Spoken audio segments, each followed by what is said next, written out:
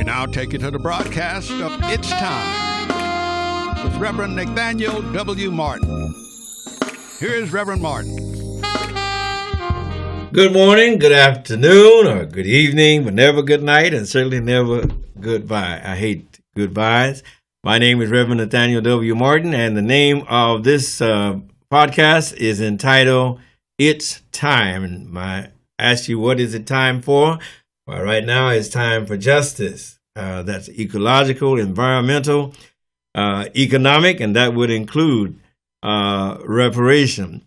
We thank God for you looking our way. We take our marching orders from the book of Deuteronomy, chapter 24, beginning in verse 14, which says, "Thou shalt not oppress an hired servant that is poor and needy, whether they be of thy brethren or of thy strangers that are within thy gates. At their day thou shalt give them their hire." That means pay them what you owe them. "Neither shall the sun go down upon it, for they are poor, and set their heart upon it, lest they cry out against thee unto the Lord, and it be sin unto thee." God has always been concerned about how we treat one another. Notice the word in the verse 14, "Thou shalt not oppress," and that is a political term. But unfortunately, a lot of us have been victimized by oppressors, and I dare say some of us, unfortunately, have been oppressors ourselves. Matter of fact, it was that Brazilian writer, Paulo Freire, that said one of the worst things is for the oppressor to adopt the practices and ingest the image of his oppressor, his or her oppressor, and become a worse oppressor of their own people than their original oppressor, if you follow my logic. We thank God that we have open eyes and open hearts, and while we see what is before us, we yet trust God to bring it to a better and a much higher conclusion than what we are witnessing or what we could anticipate if we follow the current path that the world is on. Remember, God is always in charge. I believe it was Jesus in the Beatitude. In fact, I know it was Jesus. Said, "Blessed are the poor." And he spoke of the poor in spirit. He said, "For theirs is the kingdom of heaven." And one would quickly scratch one's head to say, what is the blessing in being poor? But yet Jesus said, "Blessed are the poor in spirit, for theirs is the kingdom of heaven." And I recall, you might recall with me, the 66th chapter of Isaiah. I believe it's somewhere around that second or third verse, where God says, speaking through the prophet, "Unto this man will I look, even unto him that is poor and of a contrite spirit, and trembleth at my word." So don't despise the poor. That doesn't mean that you should be like the Jesuits or the Catholics who made it, as it were, a fetish out of begging. But it does mean that God takes note and takes concern and takes interest and has compassion, unlimited compassion, if you read the Bible, for the poor. Would I want to be poor? Hey, I've been poor. I'm just kind of up from being poor. And I thank God that he brought me from poverty to where I am right now. And answer to your question, no, I don't want to be poor. But I do realize and I do recognize that God blesses the poor in many and marvelous ways. One thing is that you're closer to God because you don't have all these things in your way. Someone said that we have a house full of stuff, and that we might we buy a house and we fill it full of stuff, that we might fill it full of more stuff. And for most of us, that's the way we live. Every gadget every material thing that comes along, we got it. But to the point of our broadcast, which is far more generic than that, in that we deal with the practical application of our Christian walk, and how do the things of this world affect you and I. We are coming up on an election in the state of California, and indeed all across this country. It being 2018, we're getting ready for those midterm elections.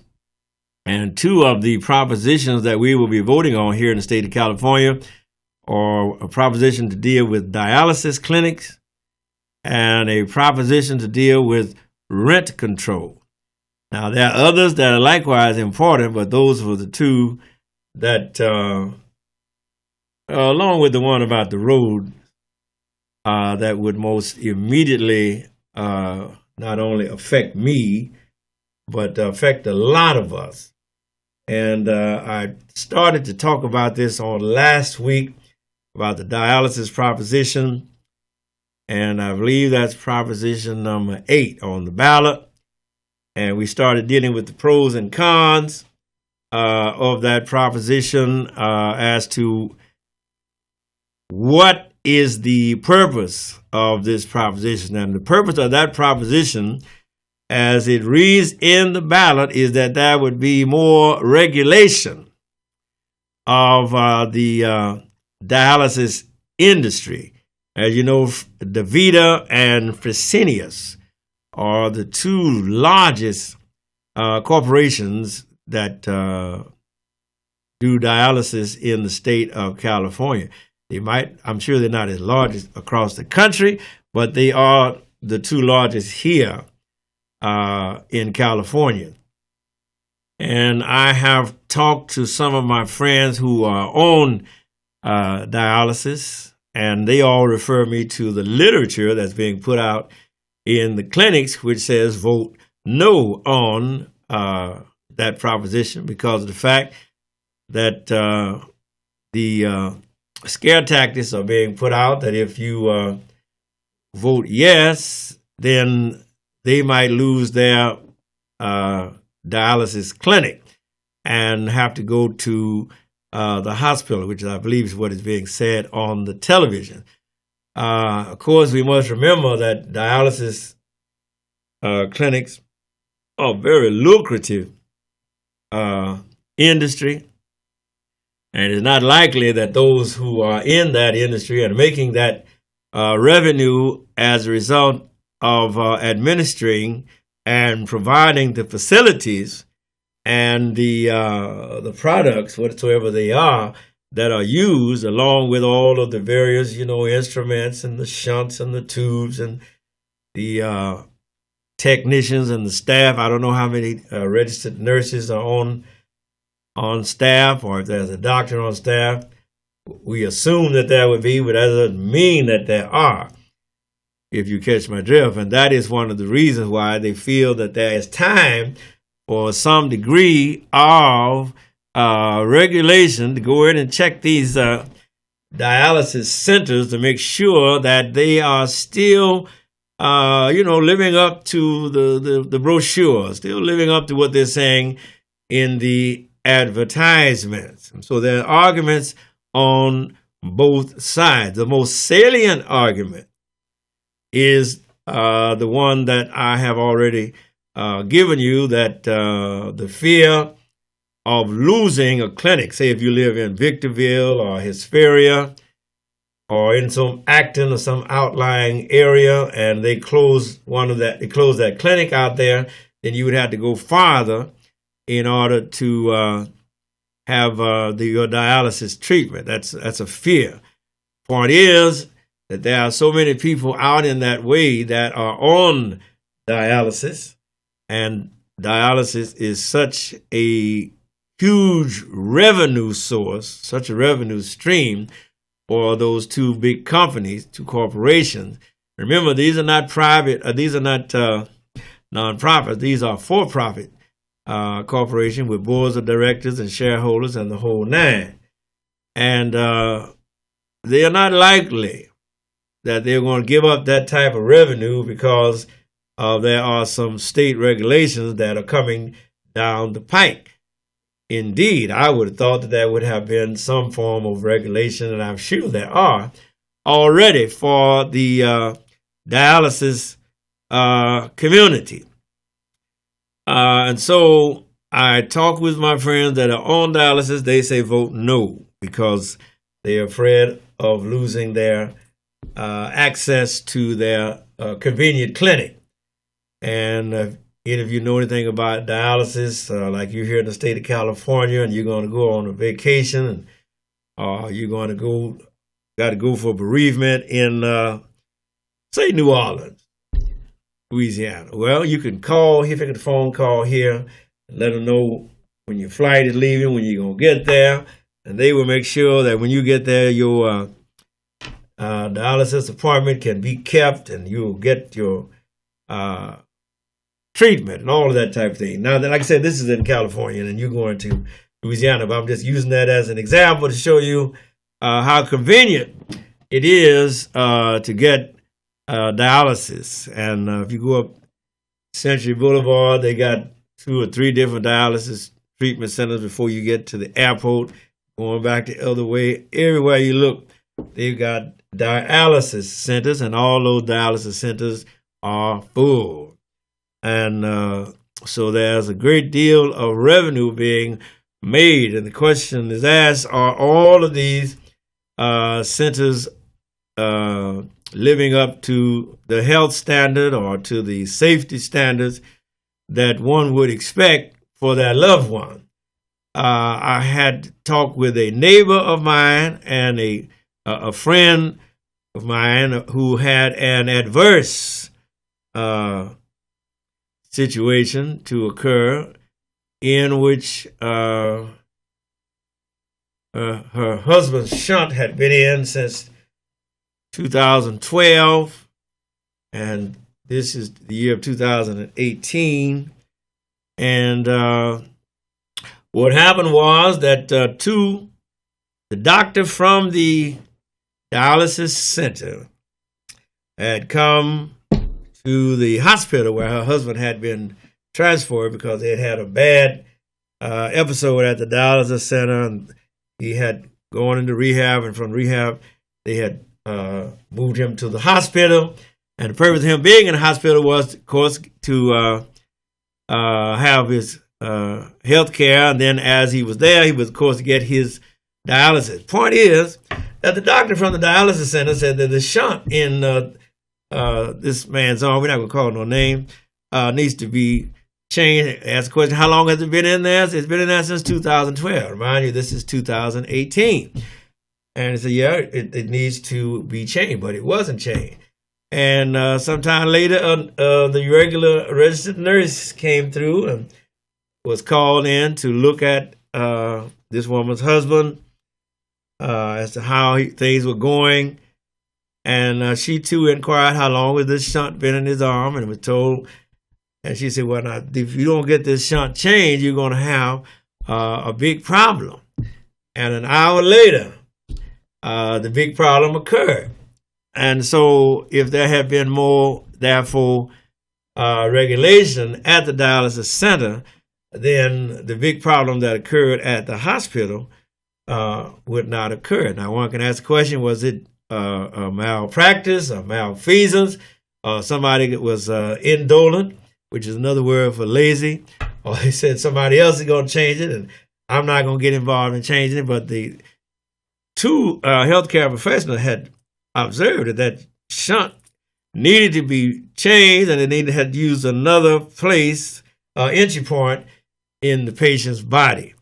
And as a result of not doing that, he hemorrhaged to death right there, and nobody could save him. And although he was right there in the hospital, I will name the hospital Centinela. And so, but it could have been any hospital, is the point. And the problem, therefore, is there enough regulation of these dialysis centers? When you have an adverse outcome, then you always ask questions. And somebody say, well, you can always ask questions when your loved one dies like that. Or when your loved one dies, you can always ask questions. And you're going to say if this and if that. But if it could have been ruled out because it would have been possibly a regulation that said if this shunt is in after X amount of time, it has to be replaced or removed. Or if you're on dialysis, you know, they have to go to a different part of your body, or go from the right arm to the left arm, or go to the neck, or go over here, or various positions or points on the human body. And notice I'm spending a lot of time on this because it's very important that we consider when we go to the polls to vote the entire information as much as we can on this dialysis business. And don't be hasty. Think about it and give your best judgment, make your best vote. Because a lot is riding on it. A lot of people's health and safety and welfare and well-being is dependent. And we can't be cavalier about it and flippant, because you never know when you're going to be on dialysis. Amen. With the various medications that we're taking and with the type of diet that we are forced more and more to consume in this country, because we don't grow anything anymore. And we have become more or less of a fast food culture. Then we always are dealing with these various types of over-the-counter drugs and prescription drugs as well that cause us to need to drink a high degree of water in order to avoid an adverse impact on our health.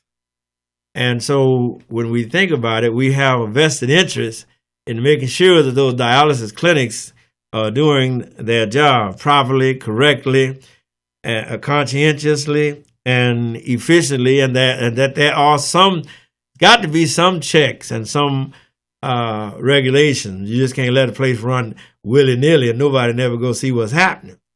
That's what happened to the red zone, but that's another story. And so we have to think deeply about that. And then there is the renters proposition that is on the ballot, and it's designed to put some type of control on the escalation of rent. And of course, as usual, there's a lot of pros, a lot of cons. If you own an apartment building, then you're against it. If you are the renter, then you're for it. That's what. But the scare tactic is they're saying homeowner. Well, a landlord or a apartment building owner is a homeowner, true that, but not as I might be, as I'm a residential owner. I own my own home here in Inglewood, but I don't own an apartment building, and I don't own any other properties that I'm renting out. So quite naturally, I look at it from a different point of view from a person who's a landlord. But if you own another piece of property, then you know that you got to pay property tax, you got to pay property insurance, and out here you got to have property insurance and earthquake insurance, because you're bound to get sued if the building come down, there's no earthquake insurance. And then you got to have upkeep, maintenance, and the whole nine. That nine includes some very important things like plumbing and electricity and the floors and the walls and the roof and all of those things, hoping that the building won't fall down in the meantime, and that you will get a chance to get some decent tenants in there who won't tear the place up, but who will value it as a home and take care of it, which is not always the case these days. And plus, you may not get your rent money on time. But we realize, too, that there's a lot of gouging going on. So you got one of those big fine buildings you bought back in 1952 or 70 when it was cheap, and you're only paying $800 a month. Note, but you're renting out each apartment for what, $2,000-$3,000 a month, and you're getting some gravy out of there. And so the point is that from the renter's point of view, okay, you got an apartment. You barely been able to pay for it, $1,100 a month, let's just say.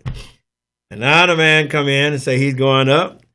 Okay, you're paying the rent here in the month of November.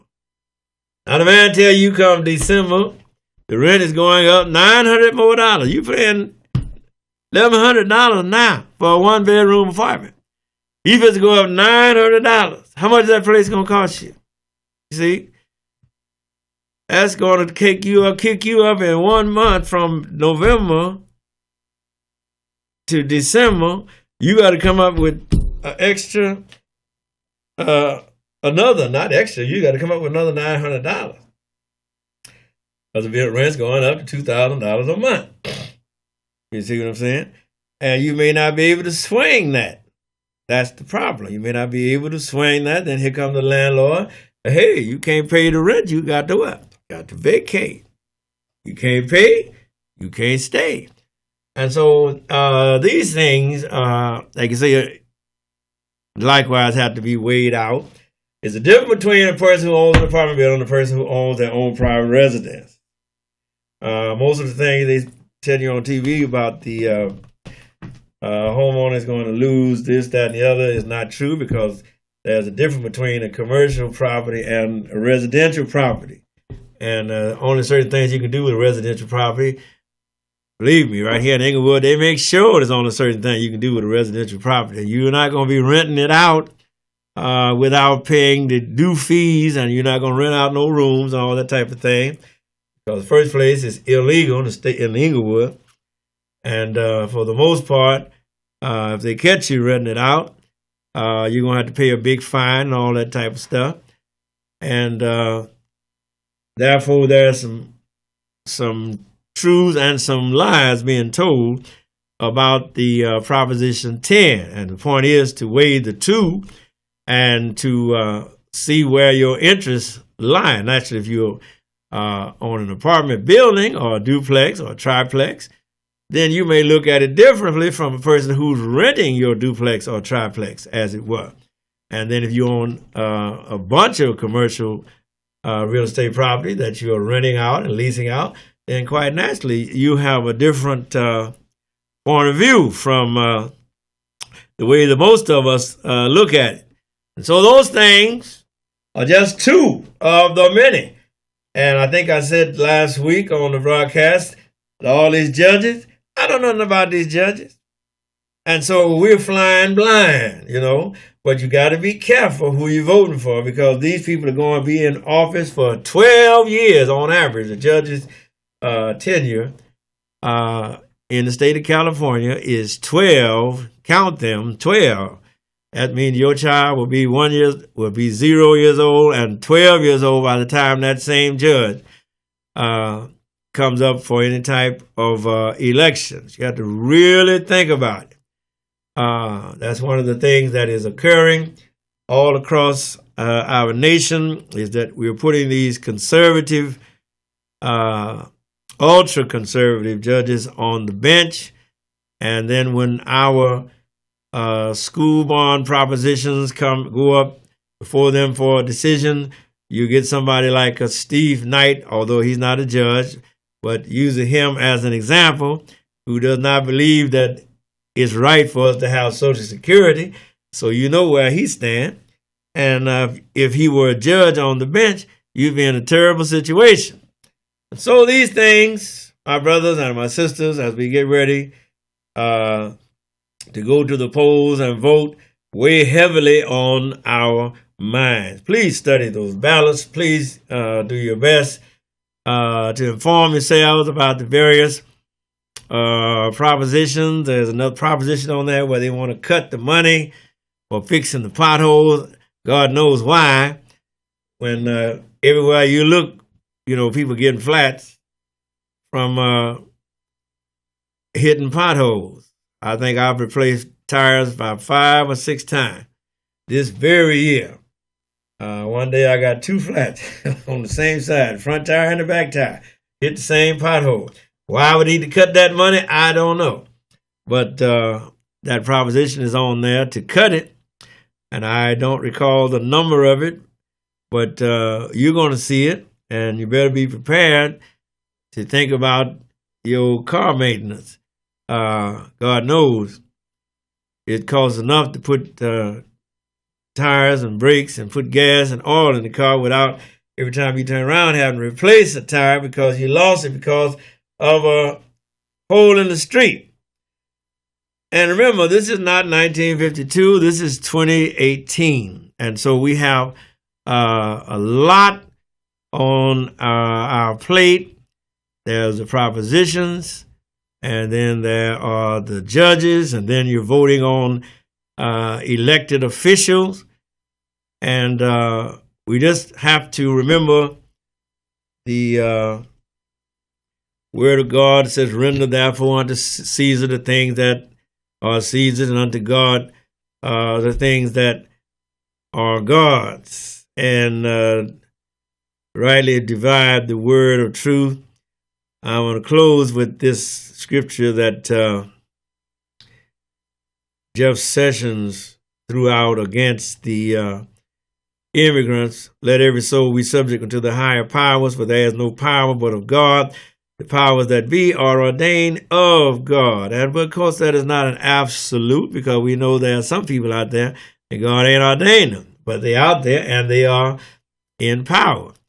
And we have to, like I said, rightly divide the word of truth, remembering that God pulled down Saul because Saul didn't obey, because Saul didn't hearken, and as a result, he lost his kingship. So that just because a person is up there don't mean they're doing God's will. Please be reminded of that.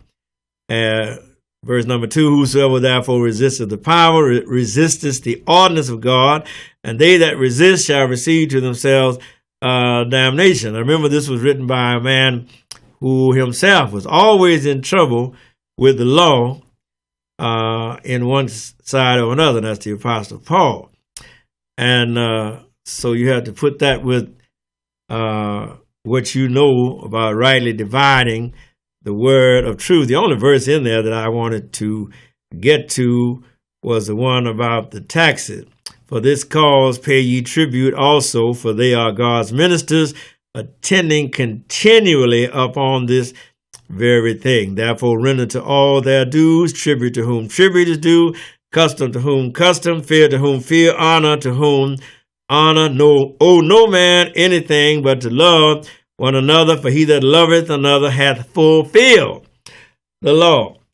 And remember, a lot of those same texts were used to condone and to uphold slavery, and slavery was not settled by the theologians or by the preachers or by the priests or by the clergy or by the bishops, for that matter, or by the very reverends. It was settled by the captains and the cannons and the generals and the guns.